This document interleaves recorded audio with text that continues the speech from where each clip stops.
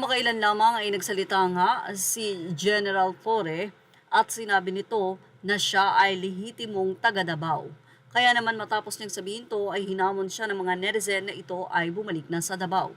May nagsabi pa na wala daw lugar sa Davao kung saan sinabi ni Torre na doon sila nakatira. Sinabi pa nito na titulado ang kanilang lupa sa Davao.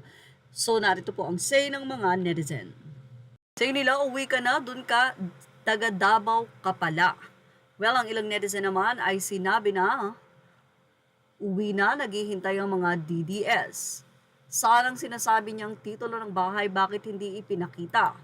At saka wala namang lugar sa Davao na tolo mo, sobrang sinungaling. Sino naman ang isa madaling mag-forge ng mga dokumento dahil kaalyado mo si BBM. Huwag kami toro. Ang isa naman ay sinabing, kaya nga sir ngayon, panahon nila, weather lang yan, ika nga may oras din para sa kanila. Say naman ang isang netizen, so mas nakakahiya kung legit kang taga Davao at ganun ang asta mo. Pati bituin mo, pinagyabang mo. Ganong edad na makakatakbo pa ba o makakalaban pa ba sa'yo? Sasabihan mong hihilahin mo.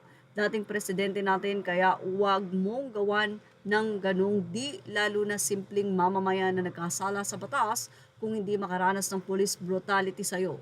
Ito ay bangungot ng buhay mo at pati ng pamilya mo, ikaw ang nagdala ng ikapapahiya nila. Samantala, isang netizen naman ngayon ang sumasakit ang ulo dahil hindi niya alam paano niya ipaaalis ang mga mukha ng Marcos na nakatato sa kanyang katawan. Sa ibang balita naman, dating spokesperson ng Malacanang si Harry Roque, alam na rin natin kung sino ang nagkanulo kay PRRD, once a traitor, always a traitor. Pagtatanggol ng isang netizen, ang gusto ni BBM magkaisa ang Pilipino pero bakit may mga taong kumukontra? Ayaw ba nila ng tahimik na bansa? Parang gusto nilang makita ng ibang bansa na nagkakagulo ang mga Pilipino. Nakakahiya sa ibang mga bansa, nag-aaway ang kapwa Pilipino.